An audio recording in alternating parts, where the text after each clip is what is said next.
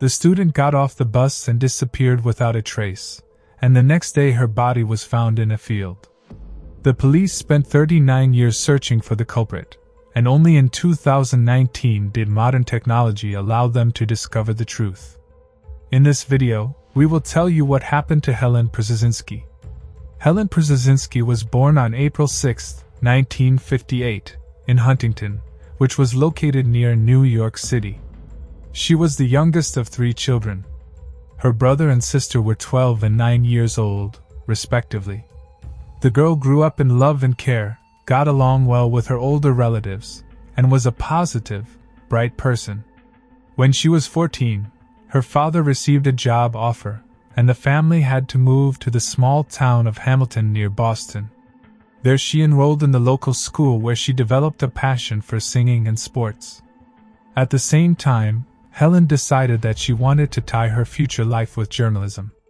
After high school, she enrolled at Wheaton College, 110 kilometers from her town. It was close enough to visit her family regularly. In addition, the institution offered a truly quality education in journalism. Helen quickly adapted to student life, doing well in school and taking an active part in college life. Eventually, she had an opportunity she was looking forward to. She was to go to an internship at a radio news station located in Denver.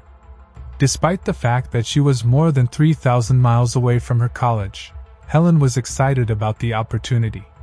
In addition, her aunt lived in Denver and agreed to take her in for the internship. With her also went a classmate who studied journalism. In January 1980, Helen, then 21, flew to Denver and began working at a radio station. Every day, she had to take the bus from the office to her home. The trip took about 30 minutes, after which she had to walk several miles. On January 16th, she left the radio station as usual at 6 p.m. and went to the bus stop.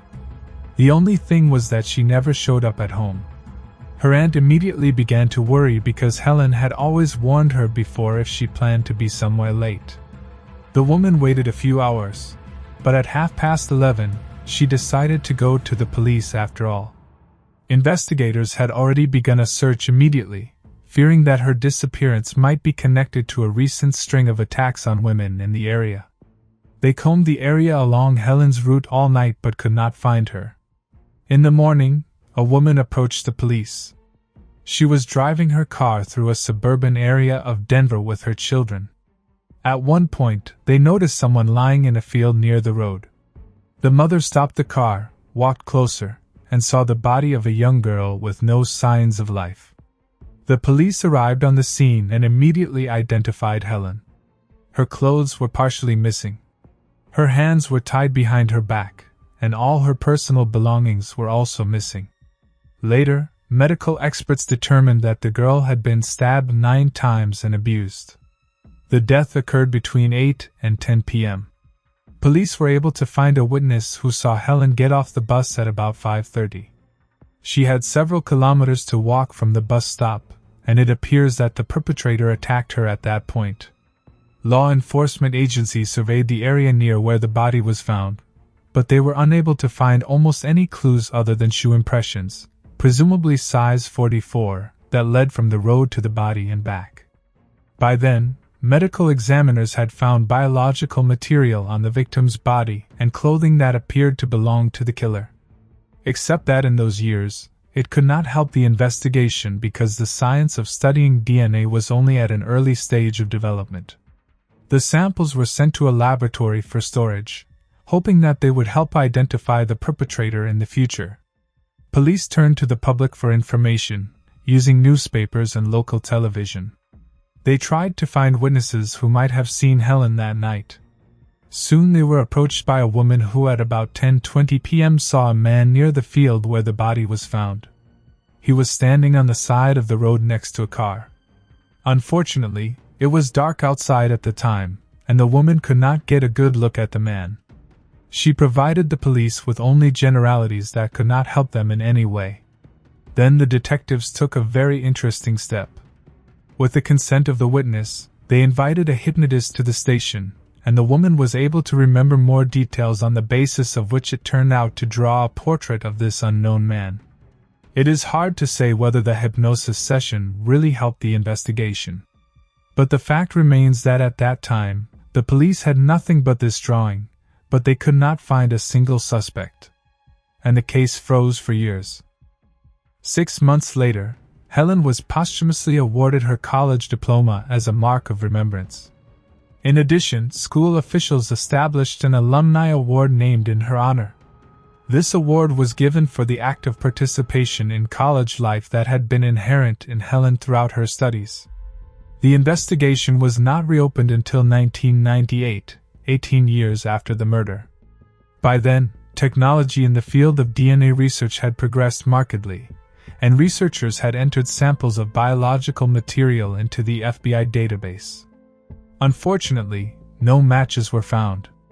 This meant that the perpetrator had no previous criminal convictions, at least not since they began taking DNA samples from convicts. 15 more years passed. And in 2013, the local police department created a unit to handle unsolved cases. They reopened the investigation into Helen's murder, but no new leads could be found. A DNA sample from the victim's body never showed up in the FBI database. This meant that the girl's killer had not come to the attention of the police for other possible crimes this time. Throughout all these years, Helen's relatives and police were not the only ones trying to find the truth. The girl's high school friends, with whom she was in the choir, took an active part in the investigation. Decades after her murder, they continued to press detectives to review the case regularly. They also gave interviews to get the story out to the public and distributed flyers about Helen's murder along her bus route. In 2017, the case was reopened again.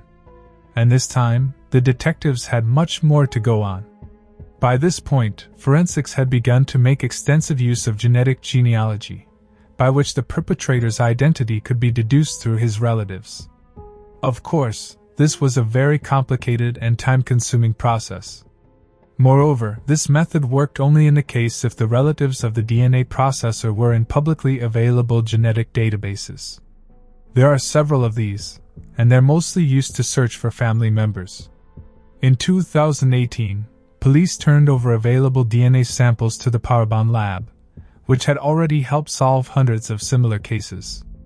Experts had about 3,000 matches to examine, including even the most distant relatives of the alleged killer. Then they had to sift out those who didn't fit the age or who couldn't commit the crime for other reasons. Ultimately, the experts determined that the person with the DNA was very likely the son of a woman named June Estes, who was no longer alive at the time. The problem was that she had 4 sons, but the lab was only able to identify 2 of them. They were 10 and 11 years old at the time of the murder, so they were ruled out right away. The search for the other 2 sons dragged on, and experts began to explore other options. Another year passed before something unexpected happened. A woman named Jessie entered her DNA sample into a public database, which was the primary tool for finding criminals. Experts at Parabon immediately saw that Jessie was a fairly close relative of Helen's killer and contacted her. In a more detailed DNA examination, the expert determined that Jessie's 3rd cousin was the killer. Detectives asked the woman for information about her family to finally identify the suspect. Luckily, Jessie was into podcasts about various crimes like Helen's murder. It was for this reason that she put her information into the open database.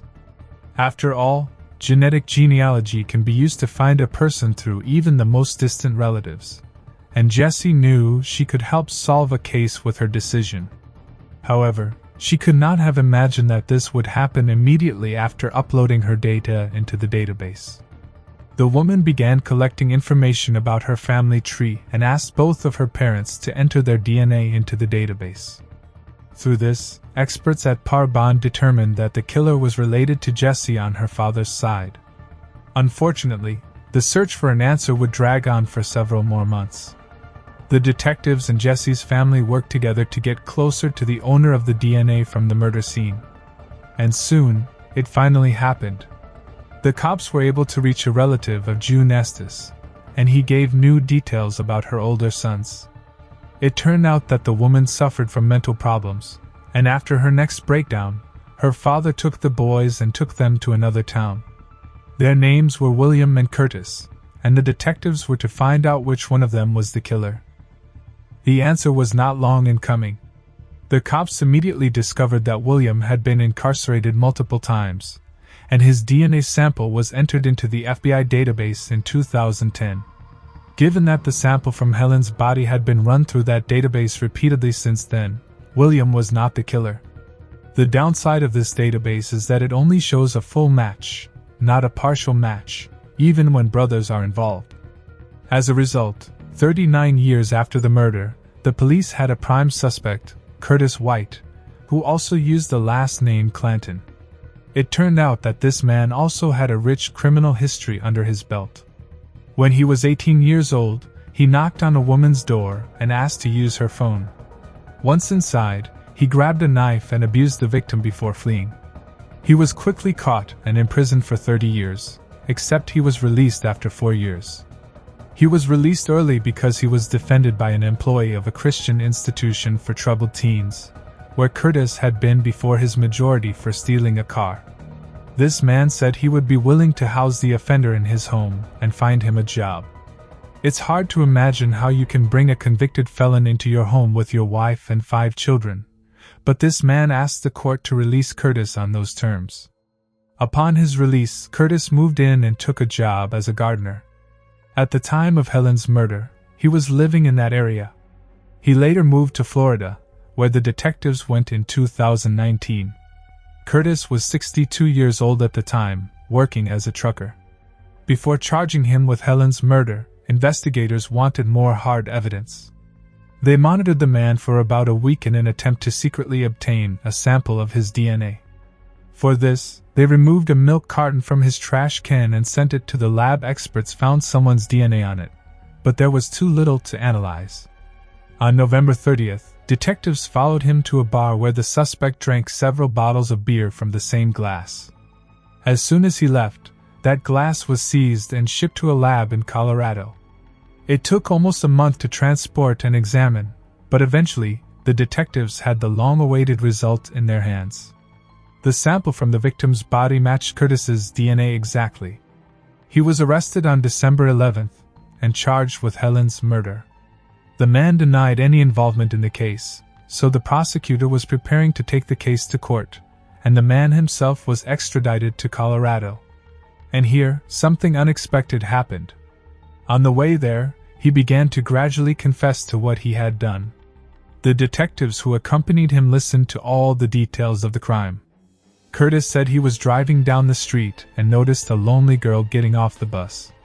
Pulling out a knife, he forced her into his car for the purpose of committing acts of violence. He then drove her out of town, abused her, and killed her. As a result, he was sentenced to life imprisonment with the possibility of parole after 20 years. Considering that he will be 82 years old by then, the perpetrator may well not live to see that day. Unfortunately, most of Helen's own relatives did not wait for the killer to be punished either. Her parents and older brother had passed away many years before, and only her older sister survived. Nearly 40 years later, the elderly woman received a call from the police station, finally informing her that the case had been solved. There remains one more creepy moment in this whole story. As you may recall, at the time of Helen's murder, there were repeated incidents of abuse of women in Denver, and these crimes had a common MO. Now detectives think Curtis was behind them, but they can no longer prove it. Share your opinion on this story in the comments. This monstrous story, which took place in 2005, shocked the whole of Britain with its cruelty. A young woman who had built a successful modeling career by the time she was 18 was found 10 meters from the door of her own home. The police had spent vast resources searching for the culprit, and only a tiny DNA sample helped them in the case.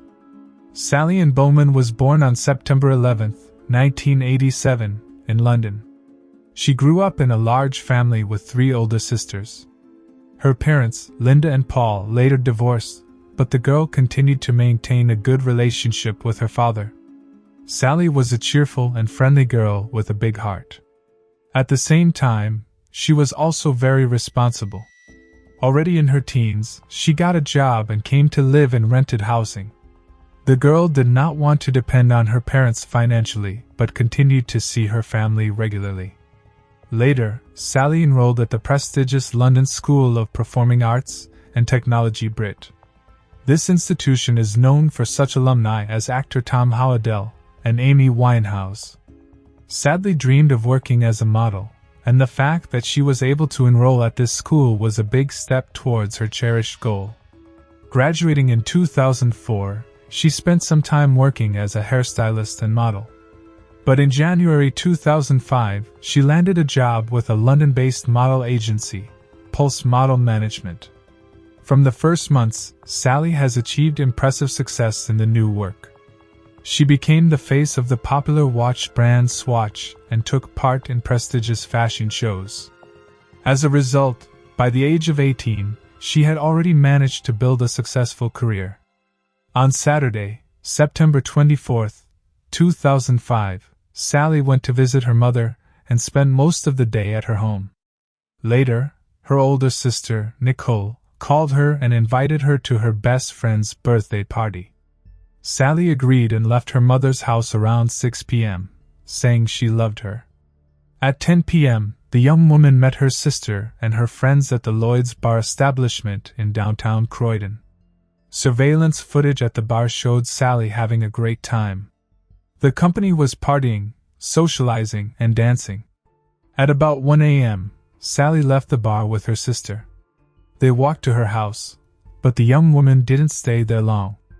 On the way, she called her ex-boyfriend Louis Sportster and arranged to meet him in downtown Croydon. At about 2:30 a.m., she got in a cab and drove to the designated location. During the meeting, there was an argument between them. They had broken up only a few weeks earlier over mutual grievances and had been trying unsuccessfully to resolve the situation ever since. Louis decided to give her a ride home on Blenheim Crescent, and they continued to argue the entire way. The couple worked out the relationship until about 4:15 a.m., at which point, Sally got out of the car and headed home. At about the same time, neighbors were awakened by an unexplained noise that changed to screaming. People ran to the windows, but there was nothing suspicious going on outside. 5 minutes later, they only saw an unknown man walking down the street. At about 6:30 a.m., one of the neighbors came out of the house and noticed something strange. From behind a nearby construction container, something looked out that he first mistook for the legs of a mannequin. But as soon as he came closer, a frightening sight awaited him. There lay the half-naked body of a dead woman. She turned out to be Sally Bowman. The police quickly arrived on the scene and sealed off the area. They were unable to find the murder weapon, but experts later found DNA on the woman's body from an unknown man. They also discovered that Sally had been stabbed at least 7 times with a sharp object and had been abused. The unknown maniac had even left several bite marks on her body. Sally's family was shattered by this news. When her mother heard a knock on the door this morning, she thought it was Sally coming home. But there were police officers on the doorstep who informed her of her daughter's murder. Hours later, Sally's mother and sister had to go to the morgue to be identified. They hoped to the last that it was all one big mistake and that Sally was really alive. It wasn't until they saw her body that they realized it was really her. Meanwhile, the police launched an investigation, and the first thing they did was run a DNA sample from the woman's body through the databases. But that didn't help them identify the perpetrator. There were also no cameras in that area, which only made the job more difficult. Investigators determined that Sally was killed just 10 feet from the door of her home. Her path from her car to the building was also very short. Her attacker must have attacked her almost immediately after she left the car. The first thing the police suspected was her ex-boyfriend Louis. He was the last person to see Sally, and her murder occurred almost immediately after she got out of the car. Investigators also found out that the couple had often quarreled in the past. Several times it even went as far as calling the police, but no charges were ever filed. On the same day, the police tracked him down and arrested him. When questioned, he stated that he didn't even know Sally was dead until the detectives themselves told him about it. He admitted that there had indeed been an altercation between them that night but denied any involvement in the murder. According to his version, as soon as Sally got out of the car, he drove away. The investigators were in no hurry to take the guy's word for it because things looked really not in his favor. He spent 4 days in custody while detectives waited for the results of a DNA test. Eventually, it was discovered that his DNA did not match the sample, and Lewis was released. At the same time, experts discovered another interesting detail. The DNA sample found on Sally's body appeared in a criminal case 4 years ago. In 2001, a woman called from a phone booth located in the parking lot of a convenience store. At some point, a man entered the booth, stripped naked, and committed lewd acts. He did not touch the woman and fled but left his DNA on the floor of the booth. The victim went to the police, and a sample of the pervert's DNA was attached to the case. However, they were never able to find the perpetrator. All of this happened not too far from where Sally was killed, 2.5 kilometers away. The police realized that they were dealing with a serial pervert who had been on the loose for years. The only question was how many women had suffered at the hands of this maniac, and when he would strike next? Detectives had to find him before he ruined someone else's life. It soon became clear that the police's fears were not in vain. Just an hour before Sally's murder, a woman had been attacked on a nearby street. She was walking home, talking on her cell phone. At some point, a man approached her, apologized, and immediately struck her. The woman screamed and dropped her phone. But what happened next was something the attacker clearly did not expect. A taxicab appeared on the road, and that frightened him away. He grabbed the victim's phone and fled. One creepy thing worth noting here: the person on the other end of the line, the woman, was still on the line and heard everything. Even after the perpetrator took the phone and disappeared from the victim's sight, her cries for help did not become any quieter. That meant he was hiding quietly nearby. Perhaps he hoped that the cab driver would drive by, and the victim would be at his disposal again. Fortunately, the driver heard the screams and stopped. He put the woman in the car and took her to the hospital. There she called the police and told them what had happened. According to her description, the attacker was a white male, 25 to 30 years old, about 180 centimeters tall with short dark hair. On the basis of this data, the police compiled a sketch which was published in the media. Alas, a large number of men fell under such a vague description. So detectives received hundreds of calls from local residents. They all said that the sketch looked like someone they knew or had seen a similar man somewhere. Each such call was checked by the police, but it yielded no results. When they realized they would not be able to find the maniac from the sketch, the investigators decided to go another way. The only lead they had was a DNA sample found on the victim's body. In addition, the detectives were sure that the perpetrator lived in the area. This was evidenced by the fact that he had also attacked a woman in a phone booth on a nearby street. As a result, the decision was made to DNA screen the entire neighborhood. Police officers were to go to every apartment and house, ask questions, and ask residents to volunteer their DNA samples. Of course, the detectives did not expect the perpetrator to give them his DNA, but it was enough to get a sample from his relatives to get them closer to catching the culprit. For example, the man may have lived with parents who are unaware of his atrocities and would willingly provide his DNA to the police. For the next 6 months, police officers went to more than 6,000 addresses, and many area residents provided their DNA samples, but the entire operation came to nothing. Despite law enforcement's efforts, experts at the lab found no matches with the perpetrator's sample. All the while, the people of Croydon were in fear, and police rounds only increased the anxiety. They all knew there was a maniac on their streets.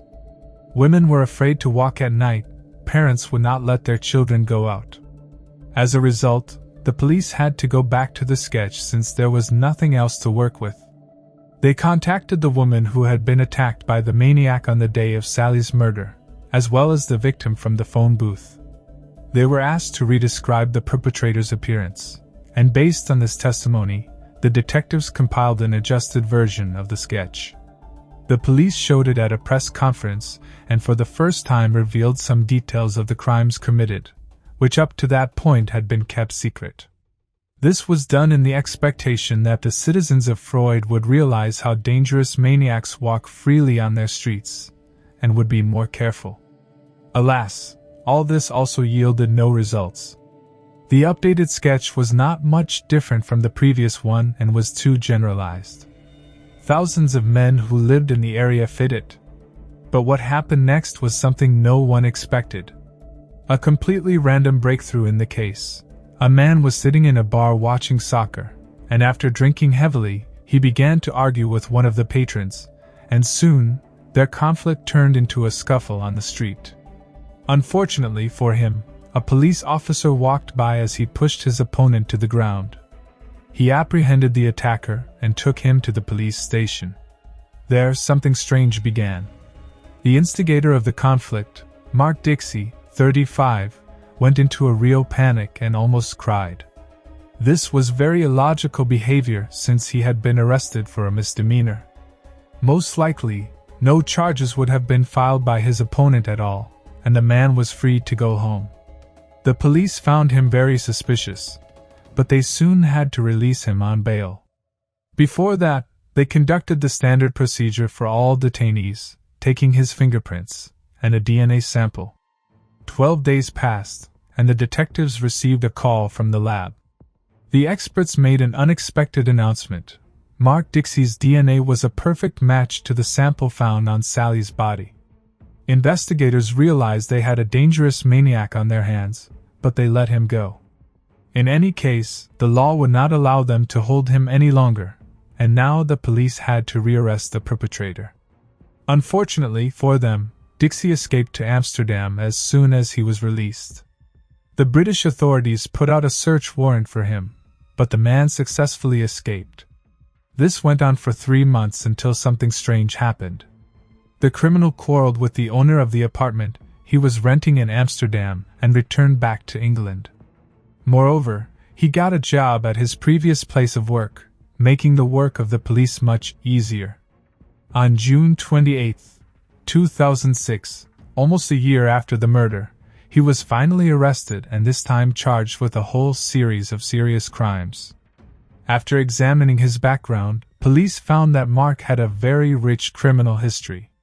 He committed his first crime in 1986 when he was 16 years old.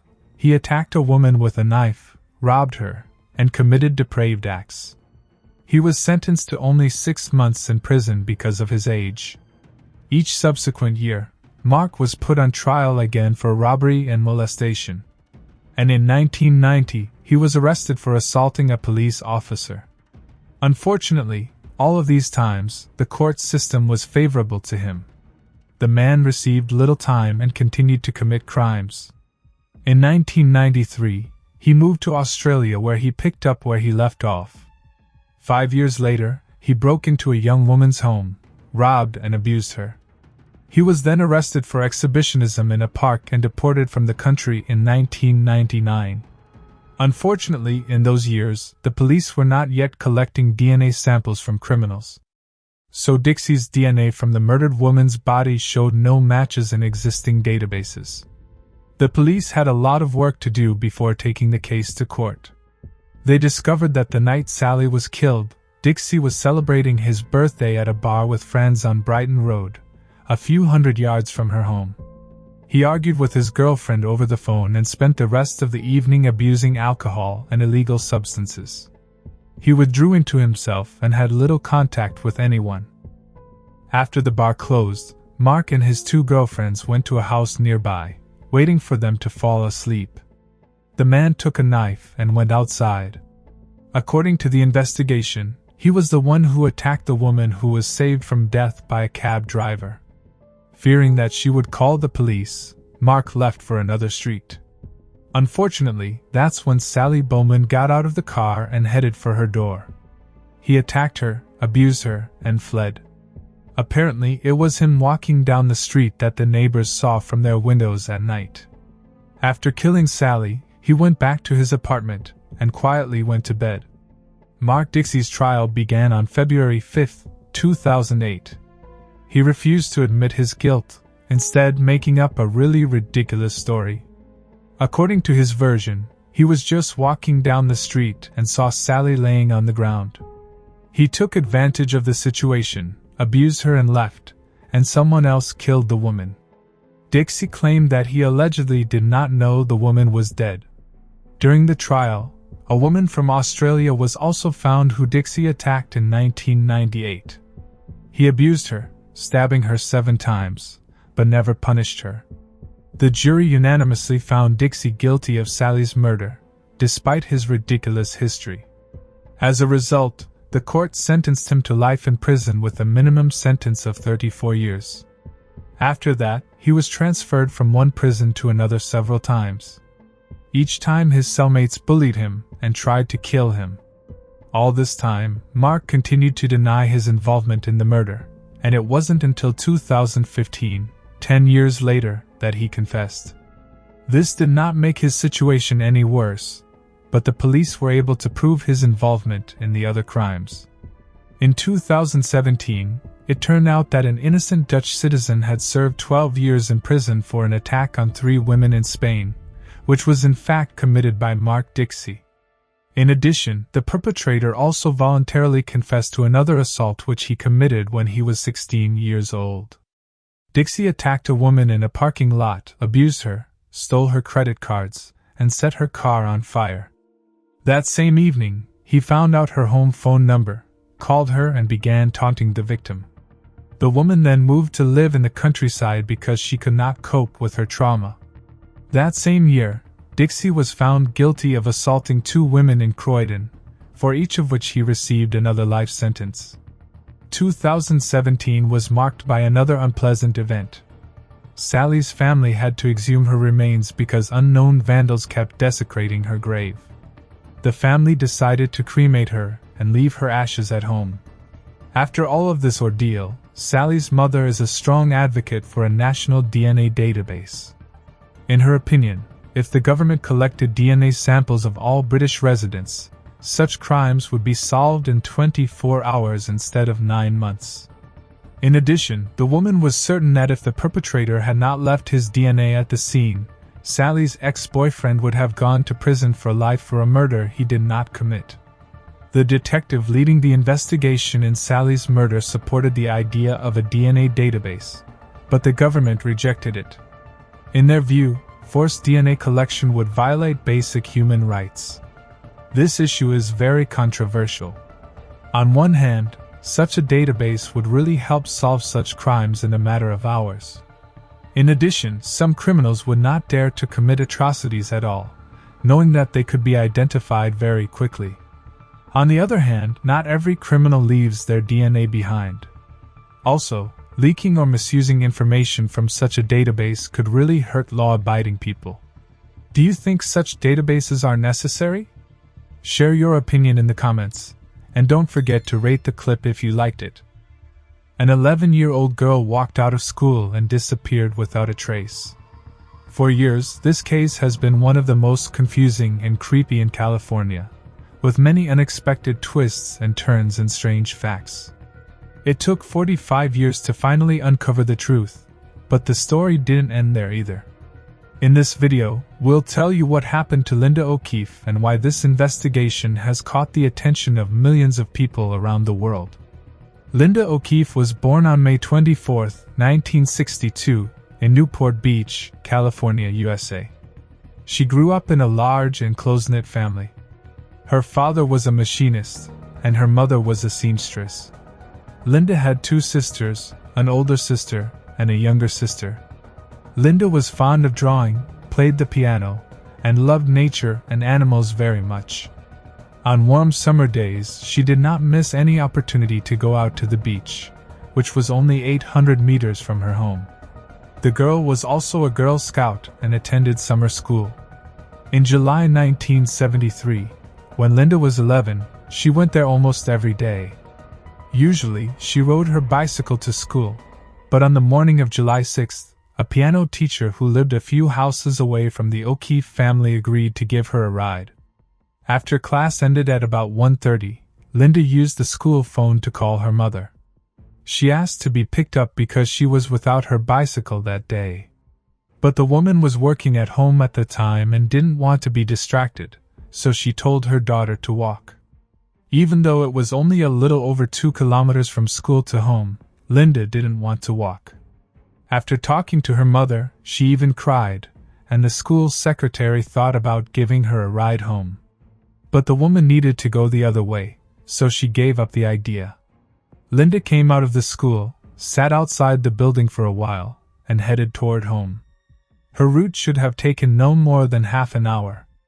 But the girl was clearly delayed. At first, her mother did not think much of it.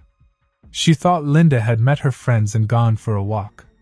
But with each passing hour, she became more and more worried. By 6 p.m., her mother decided to call everyone she knew whose children lived nearby and might have gone out with her daughter, but none of them had seen Linda that day. When her father returned from work, the family decided to go looking. They drove all over the neighborhood, including the route Linda was supposed to take back from school. At that point, the parents assumed the girl had resented her mother for refusing to pick her up and was deliberately not going home. But when they still could not find her and it began to get dark outside, they decided to go to the police. Officers took a missing girl report and began their search. Meanwhile, her father and older sister went out again to comb the neighborhood in 2 cars, while her mother stayed home, calling dozens of people who at least with the slightest chance could have seen Linda. The search continued throughout the night. Police searched the streets and parks using search dogs and helicopters, but it was inconclusive. By morning, the police department had dispatched more officers to join the search, and local newspapers were already reporting on the massive operation involving the disappearance of the 11-year-old girl. At about 10:30 a.m., a bicyclist and her friend and son were riding through a park that was 9 kilometers from Linda's house. They headed there to observe the local fauna for the botanical circle. Father and child dismounted and headed toward the ditches to see frogs, but something else awaited them there. Noticing something light in the grass, the man walked closer and saw there a human body partially covered by water. In the morning paper, he had read about the disappearance of a girl who had been searched for all night by the police, so he immediately thought that the body belonged to her. In the next few minutes, the man and his friends ran out of the park, got into their cars, and rushed to find the nearest payphone to report their find. On the way, they encountered an officer who had been part of the search for Linda. Upon hearing their story, the police officer reported it and headed toward the location. The investigators instantly realized that the deceased was Linda O'Keefe. She was wearing the same clothes the girl left for school, and her backpack was lying next to her. This, as well as the white dress worn by the girl, have been made for her by her mother. She was not wearing shoes. However, they were never found near the body. Detectives proceeded to examine the crime scene. They found tire tracks on the ground near where the body was found, but no other clues. Medical examiners determined that strangulation was the cause of death. They determined that the death occurred between 11 p.m. and 2 a.m. Investigators understood that Linda had most likely been abducted shortly after she left school, which meant that the perpetrator had held her somewhere for about 12 hours. The victim was also abused, and experts found traces of DNA on her body. They were given to the laboratory for safekeeping since DNA analysis had not yet been performed in those years. With no serious leads on hand, the detectives set about looking for witnesses. They interviewed all of Linda's friends, school employees, and residents of the streets where the girl was supposed to walk home. Soon it bore fruit. On her way home from school, the girl was seen by her friend who noticed something strange. Linda was walking along the road, and at some point, a turquoise van approached her. He slowed down and continued to drive next to the girl. but her friend did not see further events because Linda and the van disappeared from her field of vision. Almost immediately, police were able to find two more witnesses. The 19-year-old girl and her mother were driving a car about 100 yards from Linda's school. At one point, they noticed the girl talking to the driver of the turquoise van who had stopped next to her. It was about 1:15 p.m. The witnesses lived near the O'Keefe family and were well acquainted with them, so they were very surprised that Linda was talking to some adult male on the street and decided to watch what was going on. The passenger door of the van was open, and Linda was standing right in front of it. Apparently, she was talking to the driver, and at some point, the girl got into the car. Immediately afterward, the van drove away, and the witnesses decided not to pay much attention to it. They thought that Linda had been picked up by a relative or acquaintance because they were sure that the girl would not get into a car with a stranger. After questioning the girl and her mother, investigators got a rough description of the driver.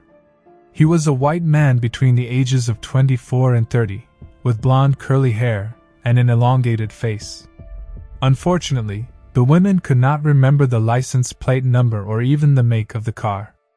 Despite this, the story of the two women was the only solid lead in the case. So investigators put together an APB on the suspect and his car. Based on the words of these witnesses, they were sent out all over California, but it was fruitless.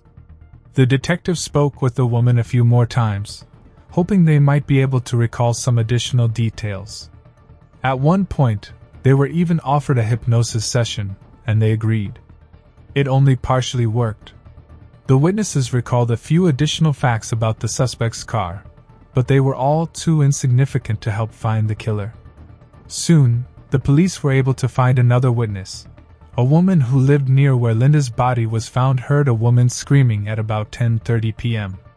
She thought she heard someone yell, "Stop hurting me!" But that voice cut off abruptly. Given that the girl died around the same time, the witness could have heard it. The detectives then received another interesting tip.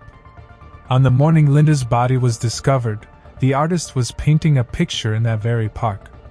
Noticing dozens of police cars, he began to observe what was going on and realized that something serious had happened.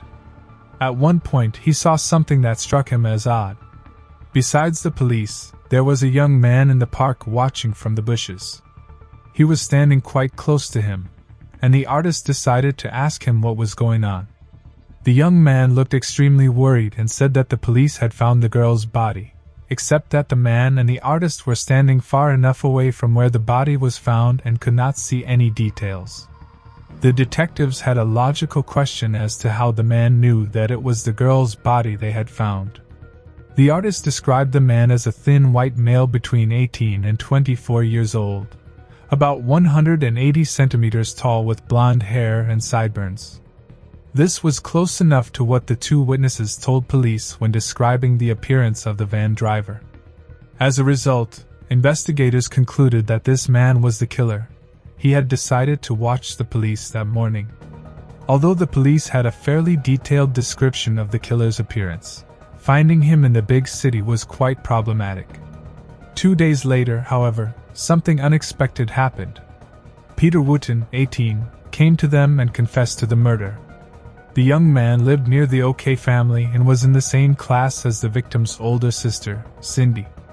The news instantly spread through the town, shocking the residents. Police officers who did not expect such a turn of events questioned the boy for 7 hours and also searched his parents' home where he lived. After that, he was formally charged with murder. 3 days later, another unexpected twist awaited everyone. Investigators announced that Peter had been cleared of all charges and released. According to them, there were too many inaccuracies in the young man's confession, and the only coincidences in his story intersected with information that had appeared in the newspapers. Otherwise, he gave investigators knowingly false testimony which contradicted the real evidence. Lastly, the two witnesses who had seen Linda with the van driver stated with absolute certainty that it was not Peter. They were both acquainted with the young man because they lived near him, so the women would immediately recognize him. As a result, the police concluded that the young man was simply trying to draw attention to himself by confessing to someone else's crime. Maybe the guy had some kind of mental problems, but he had nothing to do with the murder. After that, the detectives weren't left with a single solid lead. They kept looking for the van and its driver, combing the entire town. Even Linda's classmates participated in the search, despite protests from the police. Kids rode their bikes through the streets trying to find that same turquoise van. But all of that yielded no results. In the first month of the investigation, police questioned 175 people, combed every millimeter of the path from school to home, and asked the public for help. A few weeks later, they decided to release a rough scan of the van's driver, but that also yielded no results. Initially, detectives were reluctant to do so because they feared the man might flee town, but every day they had to use more and more tools to solve the case. 2 months later, the police had a new lead. Another girl had been abused in the same neighborhood. An unidentified man had dragged her into his van, taken her to a deserted place, and after what he had done, let her go. Investigators immediately speculated that Linda's killer might be behind the crime, but there were inconsistencies. The assailant drove a white van, and the description of his appearance did not match the data provided by the witnesses in Linda's case. Soon, the detectives were able to get a lead on the suspect. It turned out to be a 32-year-old trucker, and his guilt was proven. Witnesses said that he did not look at all like the man Linda was talking to, and the investigators concluded that this man had nothing to do with her murder. Since then, no significant evidence has emerged in the case, though detectives continue to work on it over the ensuing years. In 2001, 28 years after the murder, police sent DNA samples from Linda's body to a lab so they could extract a profile of the killer's DNA. They succeeded, but the man was not in the FBI database. This indicated that the killer had not been prosecuted in other criminal cases, or it was before the time when they started taking DNA from criminals. A few years later, experts tried to find his next of kin in that database, but failed again. However, in those years, it was almost impossible to do something like that because the tools of DNA analysis were far from what we have today. A breakthrough in this field of forensics around the middle of 2010, and the police had a new ability to find suspects. Investigators in Linda's case weren't left out either. And in 2018, they turned to a private lab called Parabond. Detectives received from them a portrait of a man based on the DNA of Linda's killer. This innovative technology called DNA phenotyping allows you to know different traits of a person's appearance with just a sample of their DNA. Specialists compiled 2 portraits at once showing what the perpetrator might have looked like at the age of 20 and 60.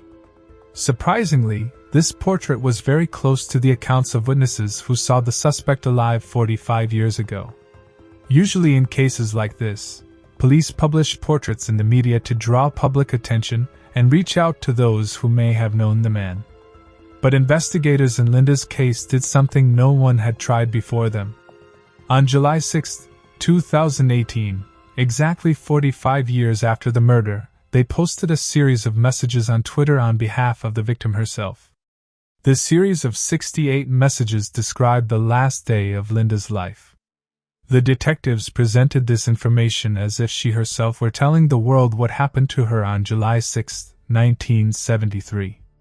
The narrative began in the morning with Linda recounting her day at school, her resentment at her mother for not picking her up in the car, and the girl's journey home on foot.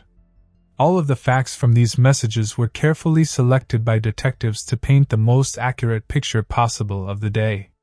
The series of tweets ends with the fact that the search for her killer has so far been unsuccessful. At which point, the police have published a portrait of the perpetrator on behalf of the girl. Now, 45 years later, I can speak again, and there is something important I have to tell you. There is a new lead in my case, a face obtained thanks to the DNA of the killer, which he left behind. This technology didn't exist in 1973, but now it can change everything. This approach instantly brought Linda's case to the attention of a huge number of people around the world. Police officers had shared information on old unsolved cases on social media before, but a narrative from the victim herself was something new. The portrait of the killer himself was useless. It could only help solve the case if someone recognized the person and told the police, so the investigators needed to draw as much attention to these pictures as possible. And they did a great job. In total, more than 7 million people saw the series of tweets. The police received many tips and possible identities of the perpetrator, and detectives spent several months checking them out, but they were never able to find a suitable suspect. In spite of this, they were not going to give up, especially after millions of people were interested in Linda's case. The investigators again turned to Perry Bond, and this time, they asked them to try to find the killer's relatives through his DNA. Something similar forensic scientists had already tried to do in the early 2000s, but back then, the necessary tools simply didn't exist. Almost 20 years later, the situation has changed. Parabon's experts successfully found people related to the owner of the DNA. With this information, investigators could find the perpetrator. Work on finding Linda's killer began in August 2018. It took experts almost 6 months to get the first results. Using private DNA databases, they were able to find the killer's third cousin. For detectives, that effectively meant they were one step away from solving the case. All they had to do was research the man's family tree and come up with a suspect, but the experts at Parabon kept digging deeper. And soon, they had an unexpected discovery. They found the killer's own DNA in one of the private databases. He had voluntarily uploaded his sample to a database that allows them to search for lost or distant relatives. As it turned out later, someone in his family had given the man the special genetic kit he needed to get into the database. 45 years later, police finally had a name of the killer: James Allen Neal. The man, who was 72 at the time, lived in another state, and in January 2019, detectives went to see him. Before they could arrest the suspect, they needed to get a sample of his DNA because a private database wouldn't have the weight the court needed. On January 29th, police set up surveillance on Neal's house and arranged with a garbage service to hand them anything the suspect threw out. After obtaining several items from which experts could take a sample of his DNA, investigators sent them to the lab and then continued to monitor James for the next 3 days. Unfortunately, forensic was unable to get a sample of the man's DNA. So the detectives needed to find something else. They soon had that opportunity. They observed the suspect as he sat in his car in the parking lot smoking. He then threw the cigarette butt on the pavement and drove away. And the police immediately picked up the evidence. This time, experts were able to extract a DNA sample, and it matched the DNA of the killer found on Linda's body exactly. This meant that it was James Neal, who was the very perpetrator they had been searching for almost half a century. A few days later, detectives organized a press conference at which they finally announced the arrest of the suspect. James Neal was born in 1946 in Chicago, after which his family moved to California. Parents often beat and humiliated him and subjected him to violence, which caused him to behave aggressively from an early age. As a teenager, he committed various petty offenses, including breaking into other people's houses. After that, he dropped out of school and tried to get a job, but he never stayed in one place for more than a few months. It turned out that the man had an extensive criminal history. He was arrested more than 12 times for crimes of varying severity: theft, car theft, robbery, but almost every time he got off with minimal punishment, and then went back to his old ways. At the age of 25, James married for the first time, and the couple settled in the suburbs of Los Angeles. Their home was a half-hour drive from the city where Linda lived, and 2 years after moving in, he killed her. James' wife was pregnant at the time, and the perpetrator himself was on probation for less serious crimes in another state. After that, he was cited several more times for theft and counterfeiting bank checks. And he also spent a short stint in prison for violating the terms of his probation. Upon his release from prison, James was caught by the police 3 more times for traffic violations. He divorced his first wife, with whom they had 2 daughters.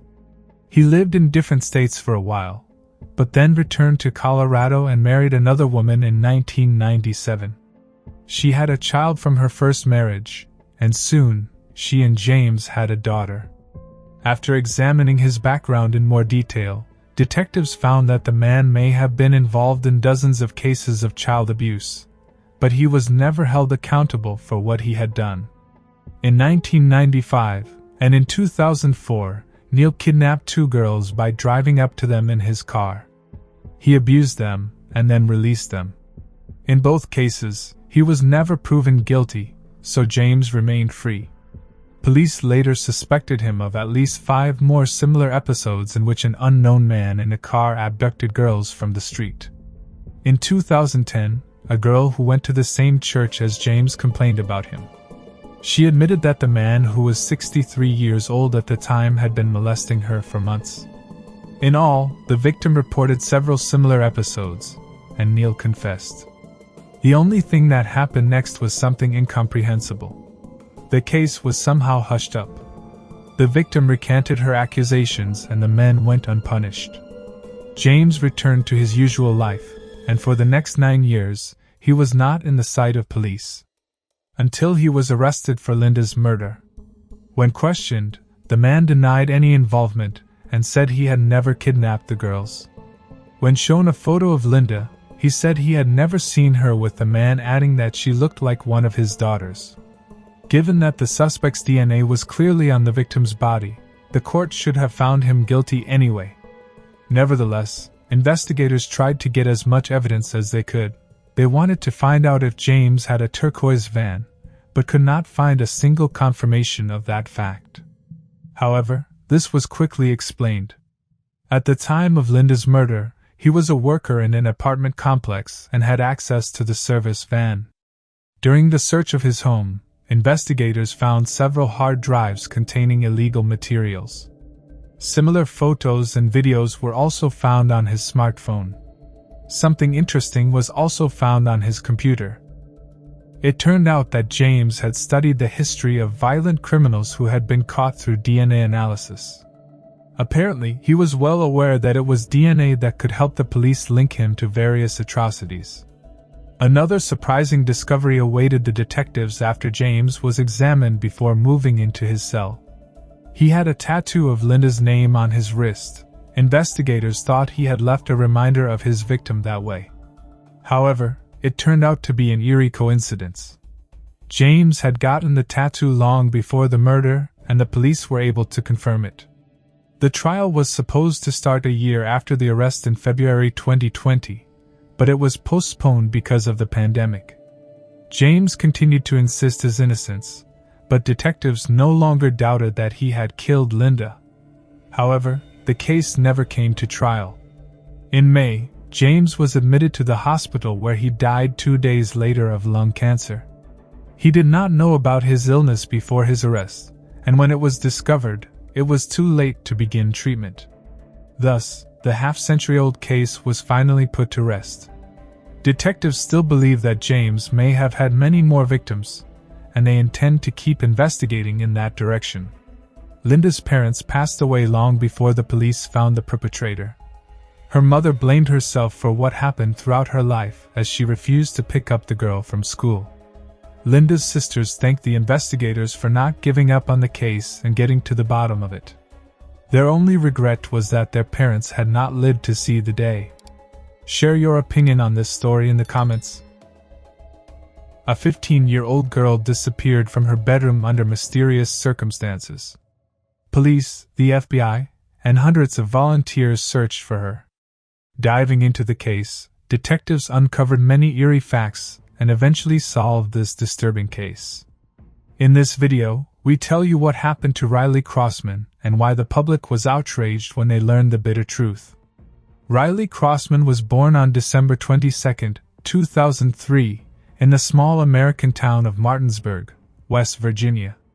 Her parents divorced when she was young, and the girl moved with her mother and younger sister to Berkeley Springs, a town 40 kilometers from Martinsburg. After a while, her mother began dating another man, and they had 2 more children.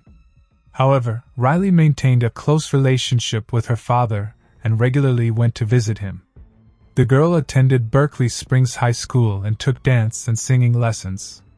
She also had a boyfriend named Hayden Lacey. According to her parents, there was a great relationship between them. Riley was happy.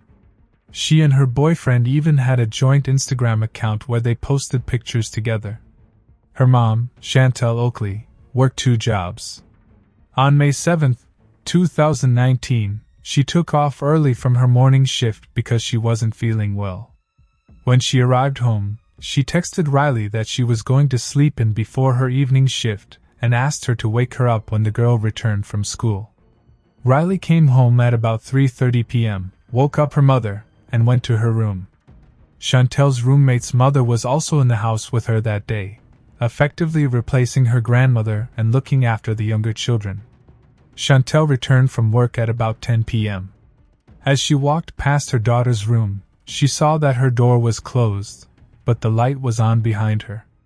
Her mother thought Riley was getting ready for bed and went to bed herself almost immediately. She was still not feeling well and wanted to get a good night's sleep before her morning shift. The next day at about 7:15 a.m., Chantel peeked into her daughter's room before she left for work, but Riley wasn't there. She didn't see anything suspicious about that, though.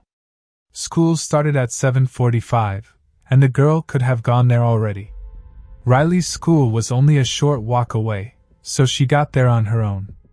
About halfway through the day, her mother got a call from the school, saying that Riley had missed some classes.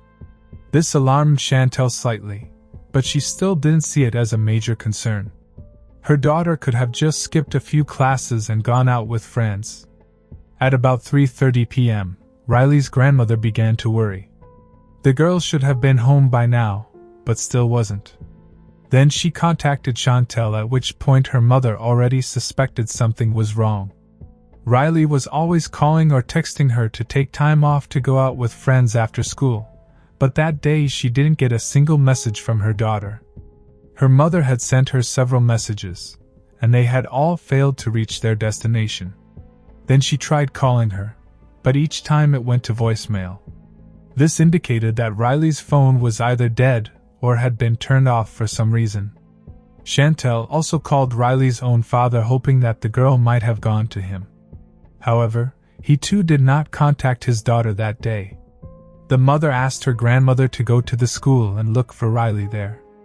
The grandmother went there, but she was unable to locate the girl. None of the teachers knew where she could be either. Around 5 p.m., Chantel decided to take a day off from work and drove to the school. But she couldn't find your daughter either. She spotted her boyfriend in the parking lot and asked if he had seen Riley, but Hayden stated that he had spent the day on an out-of-town trip and had not even contacted her. Together, they went around the school grounds looking in and around the building itself, but the girl was nowhere to be found. After a while, her mother decided to go home, hoping that Riley might have returned there. Alas, she was not there either. After waiting some more time, she decided to go to the police. By then, the girl's father had arrived in Berkeley Springs and went in search of his daughter. He drove around the small town asking people he met if they had seen Riley. With a population of just over 600, most of the residents knew each other. One of the local teenagers said he saw her walking down the street. Unfortunately, this information did nothing to help him find Riley, and investigators thought the boy was just mistaken. The police quickly began a search, interviewing everyone the girl knew. None of her friends had seen Riley that day, nor had she shown up at school. At the same time, several teachers noted that she was present in their classes. This misled the detectives at first, but it soon became clear. These teachers had simply failed to notice the girl's absence and flagged her down. From conversations with Riley's acquaintances, the police began to reconstruct the chronology of events. They found out that on the evening of May 7th, the girl was on the phone with her boyfriend until 10:30 p.m., and she answered her friends' messages on social media until midnight. What follows is something very strange. At 5:40 a.m., Riley called her boyfriend by video link, but he was asleep at the time and didn't answer. The detectives immediately suspected something was wrong. Why was Riley trying to contact him at such an early hour? The girl's mother assured her that Riley would never run away from home. She simply had no reason to, given that she was the eldest child in the family. Her mother treated her very gently, almost never forbade her to go out with friends or a boyfriend, allowed her to go to her father's house in another town at any time, and generally did not control her every move. The only thing was that Riley always informed her of her plans and asked permission. Considering that the girl only 15 years old at the time of her disappearance. She had no driver's license, so she also could not leave town on her own in a car. This once again indicated that the version of an escape seemed unlikely. Instead, the detectives considered kidnapping as a most likely theory. The same evening Riley's mother contacted law enforcement. They began a search for the girl. Police officers searched the school and the surrounding area and combed the town. They were quickly joined by community volunteers who cared about Riley. As is usually the case, these small-town residents thought nothing like this could happen to them. Soon, the police decided to search Riley's bedroom. And there, they found the first grisly piece of evidence. On a pillow and sheets, they found small bloodstains. They sent the items immediately to a lab where experts ran a DNA test and determined that the blood belonged to Riley.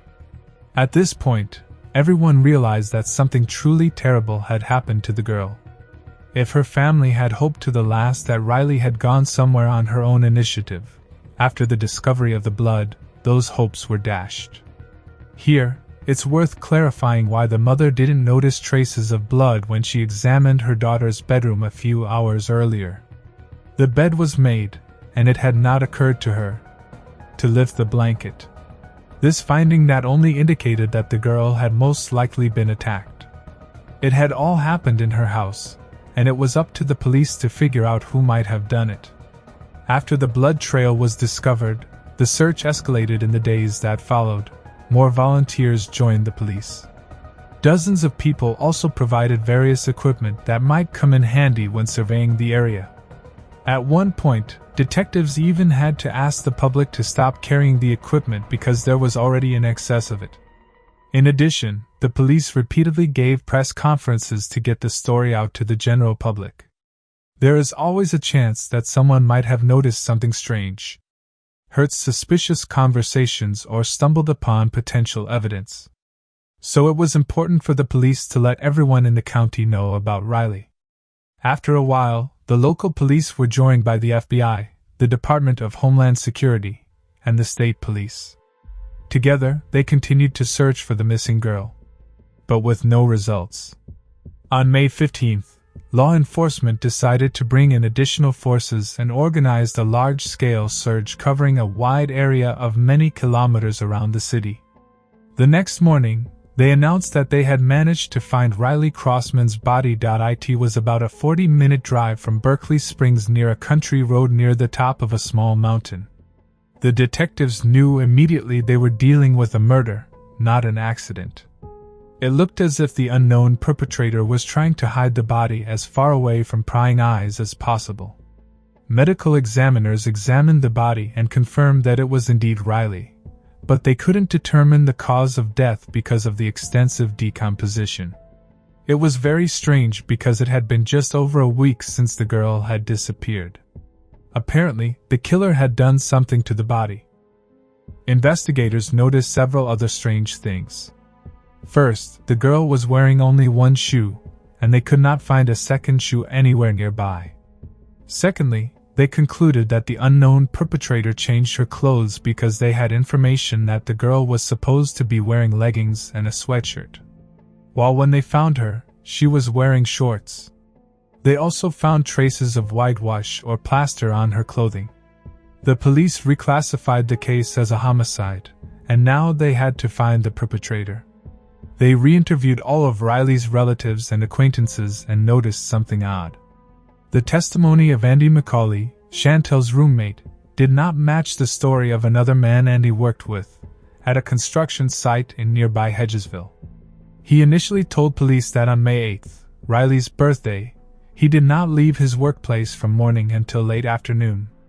However, that same day around 10 a.m., his neighbor noticed a green Dodge pickup truck in front of their house. The neighbor knew that this car did not belong to either Andy or Chantel. Moreover, Andy's driver's license had been temporarily revoked. With all this in mind, the neighbor asked Chantel what this car was doing in front of their house, but the woman was unaware. After the hotel became aware of Riley's disappearance, the neighbor decided to share the observation with the police. Detectives questioned Andy again. They determined that the vehicle in question belonged to one of his co-workers, and the man had not driven it before. The owner of the pickup truck often picked Andy up in the mornings to drive him to work. Upon learning that, the police were aware of his movements that day. Andy changed his statement. He stated that he had actually taken the pickup truck and drove it to buy illegal substances to take with a co-worker at the construction site later in the day. Sometimes later, he changed his statement again and said that he went to his house to pick up the substances and then returned to work. All of this already looked very strange, but the detectives said even more creepy discoveries waiting for them next. For starters, they talked to Riley's mother and asked her to recall if she had noticed any oddities in her roommate's behavior. Then she told them that on May 8th, the day her daughter disappeared, Andy had indeed been acting suspiciously. When he returned home that night, Chantel told him about Riley's disappearance. The man immediately said he would go looking for her, got on his bike, and rode off. However, when the woman returned home from her search, she found Andy asleep on the couch, as if nothing had happened. This behavior was very strange. All of Riley's relatives had been combing the streets until late at night, helped by concerned townspeople, while Andy simply went to sleep as if nothing had happened. In addition, one day after the girl went missing, Chantel called Andy and recorded the conversation. Unfortunately, its full content was not disclosed. All we know is that Chantel was already suspicious of Andy at this point, and linked it all to his addiction to illegal substances. The police then spoke to Andy's coworker and found out that, in fact, the men had been absent from work from about 9 a.m. until about 2 p.m. In addition, the coworker stated that he believed that Andy had banned substances with him to begin with, so there was no reason for him to go somewhere to get them.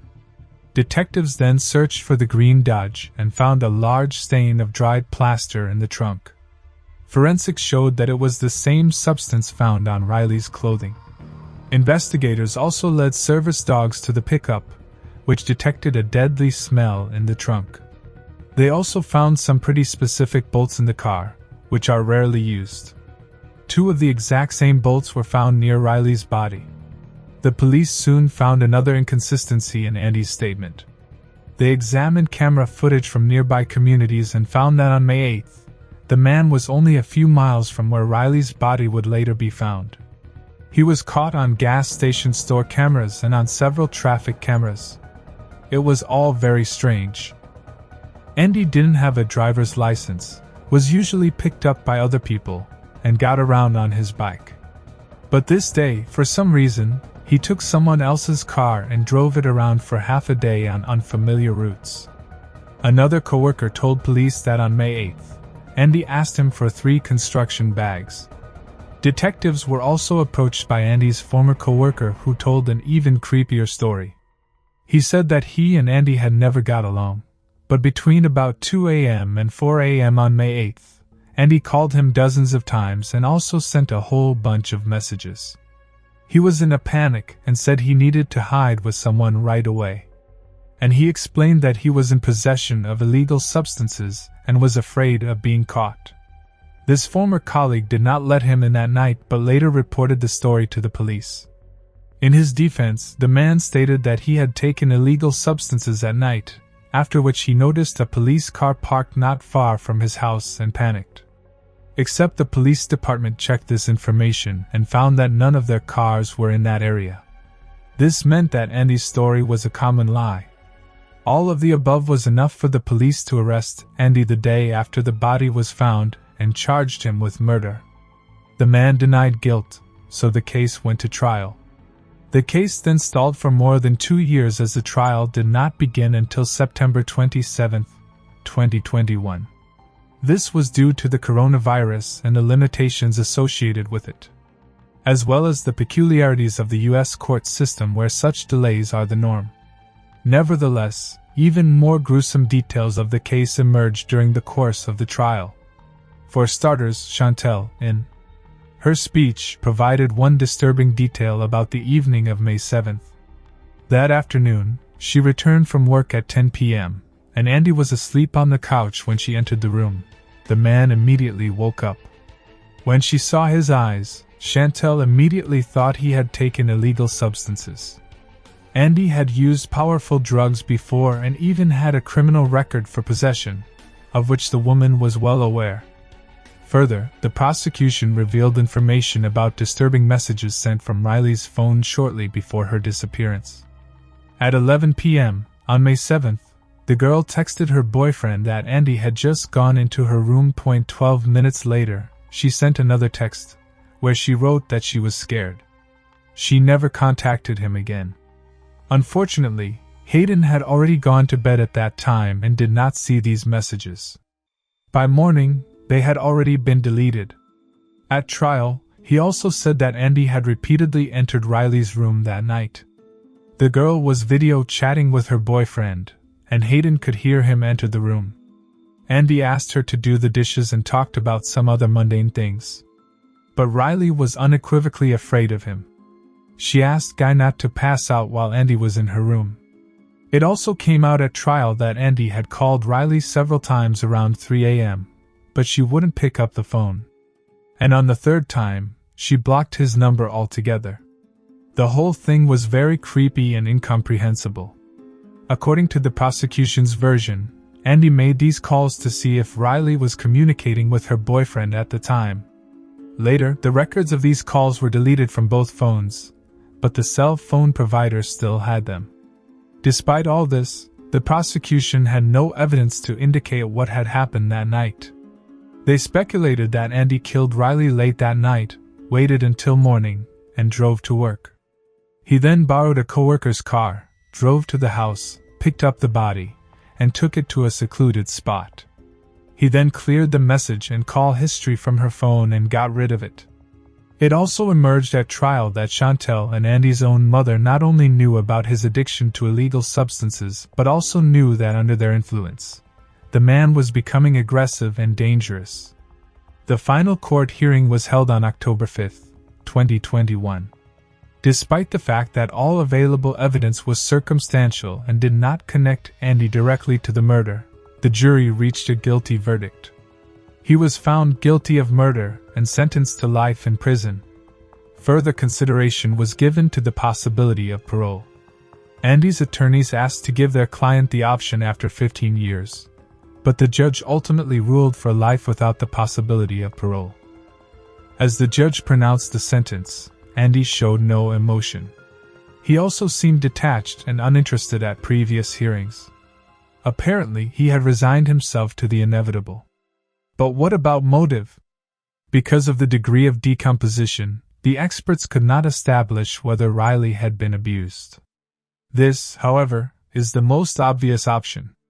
Even though the court could not now prove it, this story was widely covered in the American media, and people's opinions were divided. Some put part of the blame on the girl's mother, who brought a convicted drug addict into her home and built a family with him. At the trial, she assured that it had never even occurred to her that Andy might harm her children. Others defended the mother, believing that she could not have foreseen such an outcome. She worked 2 jobs most of the time to feed her family, and perhaps she didn't even have time to think about how her decisions might affect her children. What remains unclear is the moment of that 5:30 a.m. video call made from Riley Hayden's phone. Was the girl still alive at that moment, or did Andy make the call to throw off the investigation later? Do you think Chantel should be blamed for the situation? Tell us what you think. A 24-year-old girl disappeared from the store where she worked the evening shift. Police found traces of blood in the back room and signs of struggle, but it was definitely not a robbery. The unknown perpetrator had left a full cash register. A few days later, the girl's body was found 5 kilometers from the store. The investigation of this terrible case dragged on for nearly 25 years. It was not until a quarter of a century later that it became known what had happened to Lisa Siegert. Lisa Marie Seeger was born on March 24, 1968, in Holyoke, Massachusetts. She grew up in a close-knit family with 3 other children besides her. They lived in a town called Egon. From an early age, the girl loved music and learned to play several instruments. For a while, she was even a member of the school music group. After high school, Lisa went to Westfield State University, where she received her teaching degree in 1990. As an intern, she worked several shifts as a counselor at a children's camp and also taught Sunday school at her church. After that, she took a job as a teacher's aide at Agawam High School, where she had once studied herself. She spent most of her time working with a group of children with special needs. At the age of 24, she understood her students better than any other teacher. At the same time, she was very professional and tried to make sure each of her students got the best education possible. She also worked part-time at the local card and gift store in the evenings. On Wednesday, April 15, 1992, she finished her shift at school at about 5:30 and went to the store, where she was at work until 9 p.m. At about 5:30 p.m., her sister Lynn came into work with her briefly. According to her recollection, Lisa was in a good mood that evening and nothing foretold trouble. The next morning, saleswoman Sophia Maynard arrived at the store and was scheduled to begin her shift at 9 o'clock. To her surprise, Lisa's car was in the parking lot. It was strange because the girl worked at school in the mornings and was not supposed to be in the store in place of classes. There was a light on inside and a sign on the door that was open. Sophia thought that Lisa might have been out for the morning shift due to the approaching Easter. They were planning to inflate balloons for sale for that holiday. Sophia walked into the store and called Lisa by name, but there was no response. When she approached the counter, she saw her things there, including her wallet and car keys. It all looked very strange, so she decided to call the police. A squad arrived at the store and began their inspection. Everything looked normal in the main part of the premises, but there was a creepy opening in the back. The officers saw several crushed boxes with traces of blood on them. Later, they found several cards scattered on the floor, which also had blood on them. They also found a small dent in the door, which they thought might have been left by a heel strike. Despite all this, they were unable to find any useful leads on the store premises. It soon became known that Lisa had also failed to show up at school this morning. The principal even called her mother to ask if everything was okay, but her mother did not know where her daughter was either. The news of Lisa's disappearance quickly spread through the small town, and within hours, all of her friends, relatives, and acquaintances were on the case. The first thing the police did was to work up a theory of robbery, but that theory immediately fell away. No one had touched the money in Lisa's cash register or wallet. All the merchandise was also there. Subsequently, detectives began to reconstruct the chronology of events that evening. They learned that Lisa's sister had left the store at about 6 p.m. After talking to employees at neighboring stores, they obtained more information. At about 7:20 p.m., Lisa spoke with the owner of the carpet store next door. They discussed the pressing problem with the local parking lot, which was being occupied by bowling alley customers. The owner told her that he himself would not risk voicing his displeasure with the drivers who parked in front of their stores because many of them, he said, were crazy and dangerous. He and Lisa talked for about 15 minutes, after which he went home. After examining the cash register, police determined that the last time money had been deposited into it was 8:20 p.m. Detectives also found a woman who entered the store around 5:09. The door was open, but the clerk never came out. The woman thought she heard some noise from the back room, but she decided to just leave. Thus, the police established the approximate window of Lisa's disappearance. At 8:20 p.m., she served her last customer, and by 9 o'clock, something had happened to her. The detectives were to find out what had happened in those 40 minutes. The local investigators were assisted by the FBI and state police. Together, they organized a massive search. Foot squads combed the area surrounding the store, and several helicopters searched the more distant terrain. Police dogs were also brought to the store in the hope that could pick up Lisa's trail. Unfortunately, none of this yielded any results. Investigators understood that Lisa had clearly not left the store of her own free will. So on April 17th, the head of the local police announced a reclassification of the case. While it had previously been a missing person case, 2 days after her disappearance, the police were already investigating a kidnapping. On Sunday morning, April 19th, all local churches prayed for Lisa to be found alive and unharmed. It was Easter, but there was no holiday spirit at all. At about 2 p.m., the police received a call. A man was walking his dog on the outskirts of town near Highway 75. Walking along a wooded area, he noticed the woman's body and immediately contacted law enforcement. Officers arrived on the scene and identified Lisa Seeger. They found multiple wounds on her body from a sharp object. Later, medical experts determined that the girl had also been abused. Her body was about 5 kilometers from the store. This meant that the perpetrator most likely drove the girl here in a car. Detectives immediately cordoned off the area and moved in a single line so as not to compromise potential evidence. It was raining in those days, and there were several tire tracks on the soaked road. Unfortunately, the police were unable to find the guns or any other tangible evidence. The news that Lisa was the victim of an unknown brutal killer quickly spread throughout the city. A farewell service was held at the church where the girl taught on Sundays. It was attended by nearly 1,000 people. Residents of the small town accustomed to a quiet and safe life fell into a state close to panic. Many shopkeepers eliminated single shifts, and colleagues walked each other to their cars. The self-defense sections were overcrowded in a matter of days. In addition, about 300 women applied for permits to own firearms. The whole town feared that an unknown criminal might strike again. Meanwhile, the police and FBI were working on the case almost around the clock.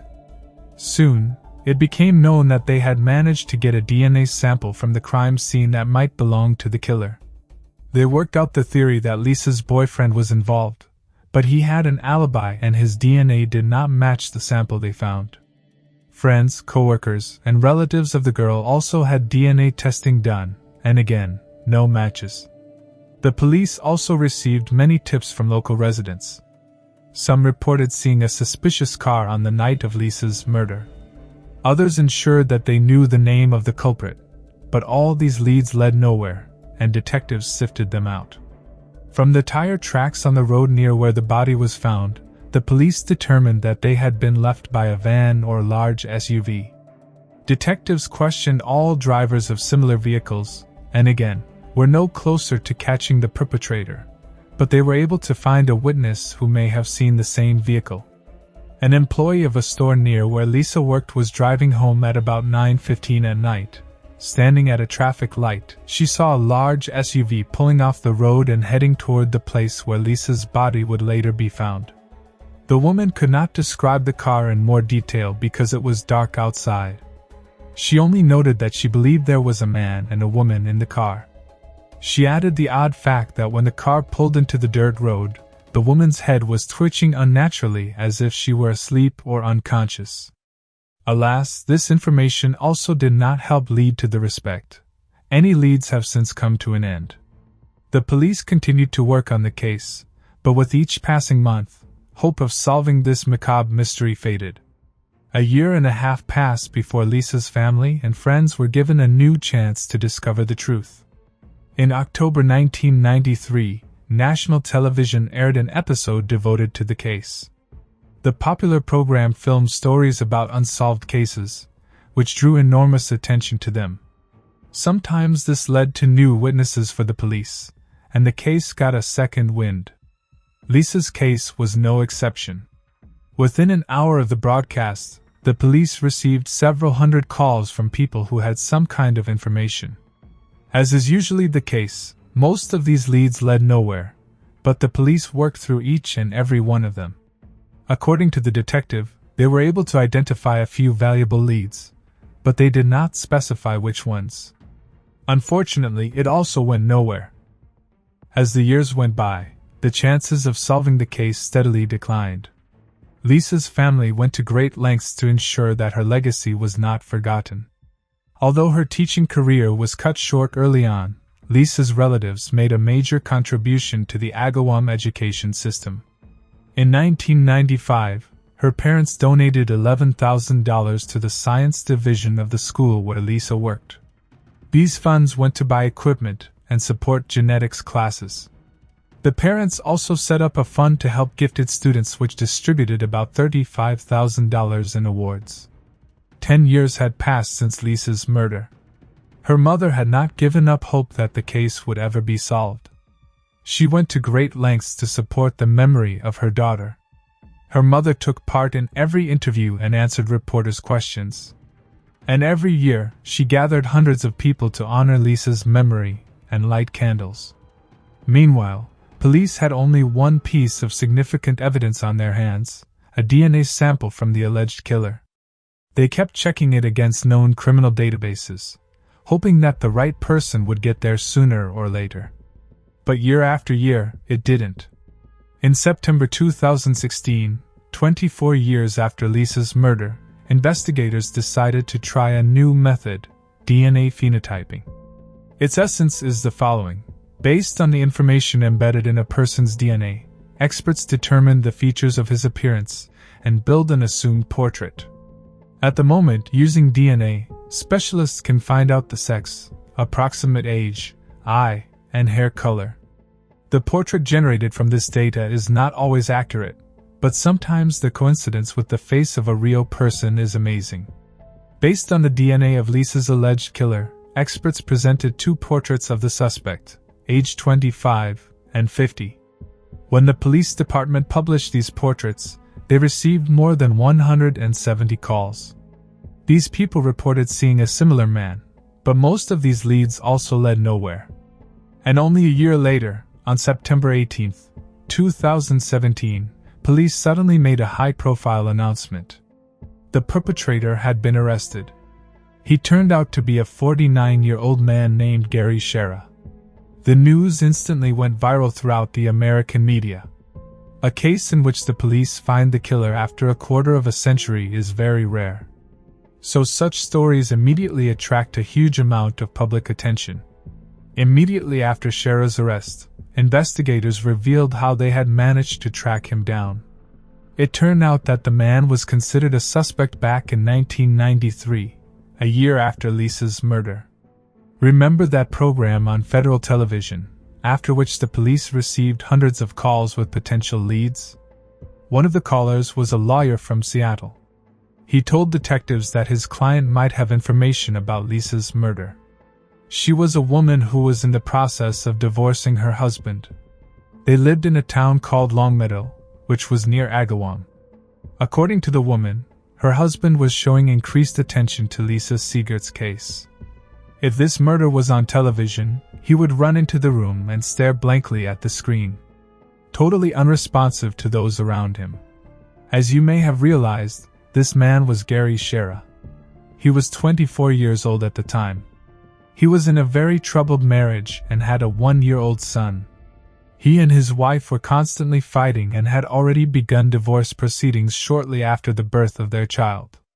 According to the police statement, they had worked out the theory that Gary was involved back in 1993, but found no evidence to support it. On the contrary, his ex-wife, as a source of information, raised doubts. The fact is she had a whole list of mental disorders as well as a long history of alcohol abuse.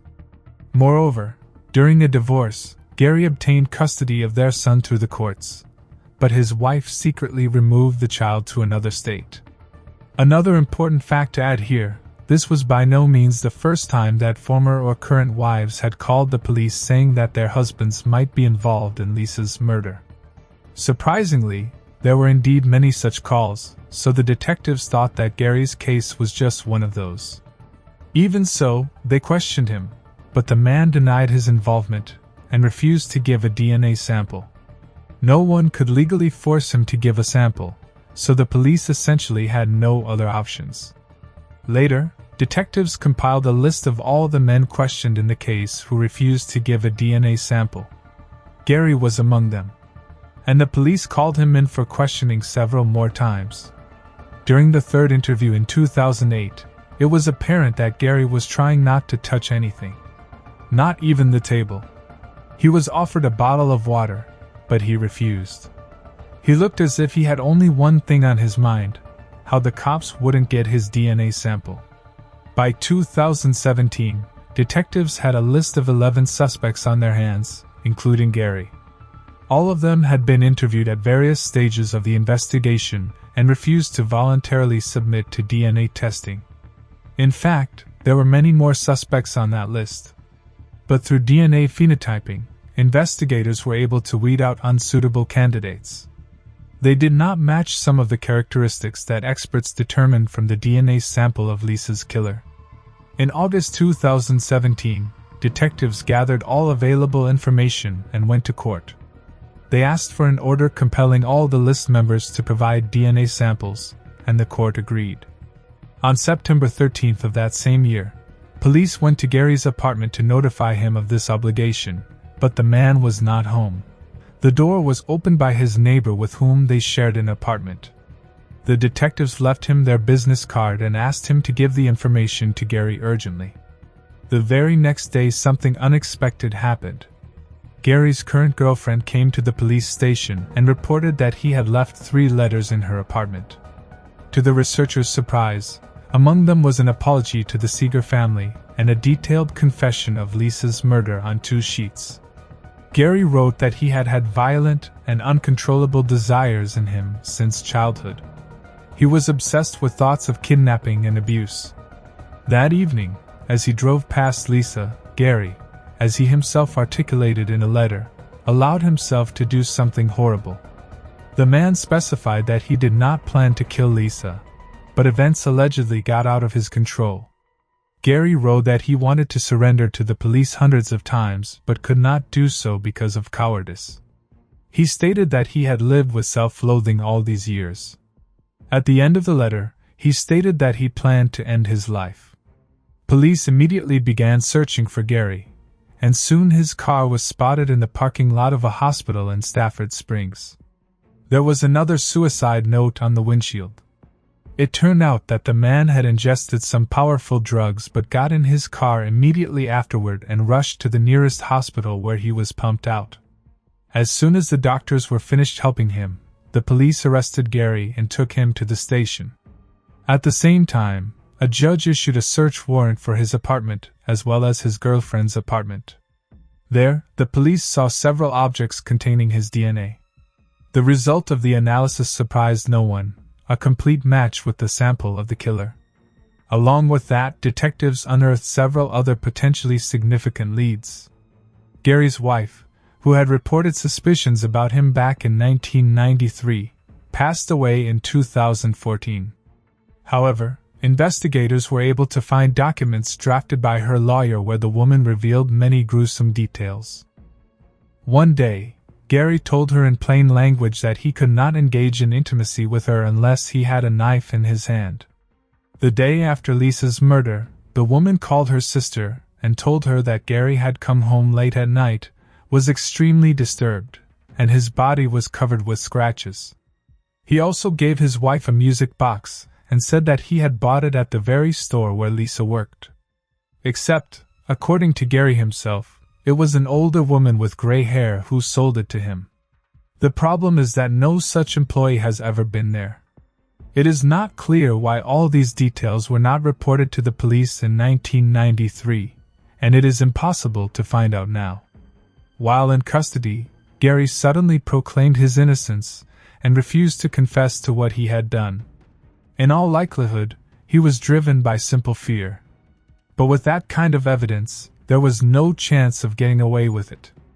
The only thing he was able to achieve was a postponement of his sentence.